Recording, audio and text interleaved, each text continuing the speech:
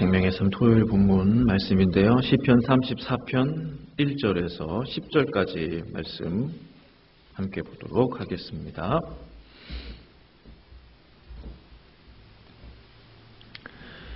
네, 우리 시편 34편 1절 10절까지의 말씀을 찾으신 줄 알고 저와 함께 교독하시겠습니다. 내가 여호와를 항상 송축하며 내 입술로 항상 주를 찬양하리이다. 영원히 여호와를 찬양하리. 공고한 자들이 이를 듣고 기뻐하리로다. 나와 함께 여호와를 광대하시다 하며 함께 그의 이름을 높이세. 내가 여호와께 간구하며 내게 응답하시고 모든 두려움에서 나를 건지셨도다. 그들이 주를 앙망하고 광채를 내었으니 그들의 얼굴은 부끄럽지 아니하리로다. 이 공고한 자가 부르짖음에 여호와께서 들으시고 그의 모든 환난에서 구원하셨도다. 여호와의 천사가 주를 경외하는 자를 둘러 진치고 그들을 건지시는도다. 너희는 여호와의 선하심을 맛보아 알지어다. 그에게 피하는 자는 복이 있도다. 너희 성도들아 여호와를 경외하라. 그를 경외하는 자에게는 부족함이 없도다. 젊은 사자는 궁핍하여 주일지라도 여호와를 찾는 자는 모든 좋은 것에 부족함이 없으리로다. 아멘. 지난 간밤에 편안히 잘 쉬셨습니까? 예, 감사합니다. 오늘 시편 말씀, 우리가 그 전에 혹시 말씀 묵상하시면서 설교를 들어보신 경험이 있으신 줄로 압니다. 오늘 시편은 다윗이 사울 왕을 피하여 이제 가드 왕 아기스에게로 도망쳤죠. 거기서 이제 미친 채를 하는데 그 이후에 기록한 그 시가 바로 오늘 시편 34편 내용입니다. 다윗의 삶 속에 참으로 부끄러운 순간들이 참 많이 있었거든요. 우리 성도님들의 삶은 어떠하셨습니까? 그동안 살아오시면서 숱한 세월 어쩔 수 없는 부끄러움과 수치와 그 절망들을 얼마나 많이 경험해 오셨나요? 예를 들면 직장 상사에게 폭언을 당했다거나 심지어 폭력을 당했다거나 모두가 보는 앞에서 망신을 당했다거나 부끄러움을 당했다거나 그런 일들이 우리 삶 가운데 일어나지 않으면 좋겠지만 자주 종종 일어나는 것이 우리의 인생들인 것 같아요. 오늘 본문의 저자 다윗의 삶 속에서도 그러한 부끄러움들이 참 많이 있었습니다. 사울 왕이 너무나 두려웠기 때문에 가드 왕에게로 도망치면 살겠다. 사울 왕이 따라오지 못하겠지 라는 생각이 분명히 있었습니다. 상대적으로 사울 왕보다는 가드 왕을 좀 더 덜 두려워했던 것 같아요. 그러나 가드 왕의 신하들이 다윗을 보자마자 뭐라고 합니까? 이 사람은 그 땅의 왕입니다. 사무엘상 말씀 보시면 정말로 그렇게 이야기를 해요. 왕이 아닌데 도망자 신세이지 않습니까? 근데 이미 선견지명이 있는지 모르겠지만 이미 다윗은 이스라엘의 왕입니다. 눈치챘어요. 이 사람은 그 땅의 왕이 아닙니까? 그 땅의 백성들이 노래하기를 사울은 천천히요 다윗은 만만이다 라고 했던 그 다윗입니다. 이 사람은 그 나라의 왕입니다. 이런 큰 낭패가 있을 수 있습니까? 가드의 그 신하들이 했던 그 말 때문에 다윗이요 엄청난 두려움에 쌓이게 돼요. 도망자 신세 다윗은 어떻게 해야 되나? 살 궁리를 하기 시작합니다. 성경 말씀 보시면은 사무엘상 보시면 가드 왕 아기스를 심히 두려워했다고 기록하고 있어요. 사울은 두려워해서 피했다고 했는데 이 신하들의 말 때문에 너무나 두려운 거예요. 이제 나는 죽었구나. 분명히 그렇게 생각했을 것입니다. 뭐 어떻게 해요? 이미 다 그렇게 얘기를 해버리고 신하들이 저 다윗은 잡아 죽여야 됩니다. 그런 뜻이지 않아요? 가드왕 아기스가 나를 반드시 죽일 것이다. 과거에 누굴 죽였어요? 골리앗을 때려잡은 다윗이잖아요. 이놈 잘 만났다. 내가 복수의 칼을 갈고 있었다. 다윗을 당장 처단하라. 나는 죽었구나. 다윗은 분명히 생각했을 거예요. 내가 어쩌다고 이 사울왕을 피해서 이곳까지 왔는가. 스스로를 한탄하고 내가 왜 그랬나 자책하고 호랑이 굴에 내 발로 스스로 걸어 들어왔구나. 성도 여러분들께서 만약에 다윗이라면, 그 상황에 다윗이라면 어떻게 하실 것 같으세요? 도망쳐요. 도망치자니 가드들이 지키고 있었을 것이고, 도망치면 잡히는 거죠. 평생 내 감옥에서 썩을 것 같다. 도망칠 수도 없어요.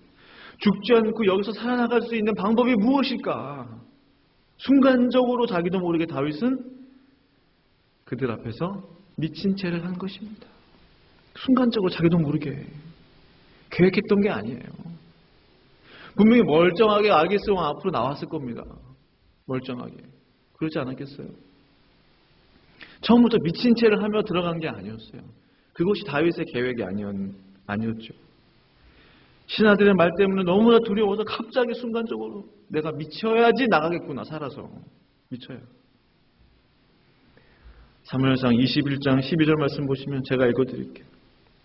다윗이 이 말을 그의 마음에 두고, 이 말은 신하들의 말입니다. 가드왕 아기스를 심히 두려워하여 그들 앞에서 그의 행동을 변하여, 갑자기 행동을 바꾼 거죠. 미친 채하고 대문짝에 그적거리며 침을 수염에 흘리며 라고 기록해요. 골리앗을 쓰러뜨린 다윗의 그 용맹함은 어디로 가버렸습니까? 너는 칼과 창과 단창으로 내 앞에 나오지만 나는 내가 모욕하는 만군의 여호와 이름으로 너 앞에 서노라 라고 외쳤던 다윗의 담대함들은 어디로 가버렸습니까? 주목해 볼 사항이 있어요. 침을 수염에 흘렸다라는 것. 침을 수염에 흘리면서까지 미친 채를 했다는 것은요, 완전히 미쳤다라는 것을 표현합니다. 그냥 정신이 조금 오락가락한 정도가 아니에요. 수염이란 것은요, 히브리어로 자켄이라고 해요. 자켄은 그 장로를 뜻하는 단어가 자켄하고 같은 말이거든요. 자켄, 수염. 이게 무슨 의미예요? 명예와 존경을 상징하는 것이 유대인들의 수염, 이스라엘 사람, 히브리인들의 수염이란 것이죠. 명예와 존경을 상징하는 그 수염, 자켓에다 침을 흘렸다는 것은 나는 완전히 모든 명예, 내 자존심 다 내려놨다는 거죠. 나는 완전히 미쳤다. 그 모습을 보고 침을 흘리지 않았다면 어쩌면 모르겠어요. 아, 정말 미쳤구나. 가드왕은 다윗을 죽이지 않고 살려보냅니다. 그리고 나서 기록한 성경이 말씀드린 대로 시편 34편이에요. 다윗은 분명 잘못했죠. 스스로 가장 밑바닥까지 스스로를 비하시키고, 가장 중요한 게 뭐예요, 지금? 하나님의 영광을 가렸다는 거죠.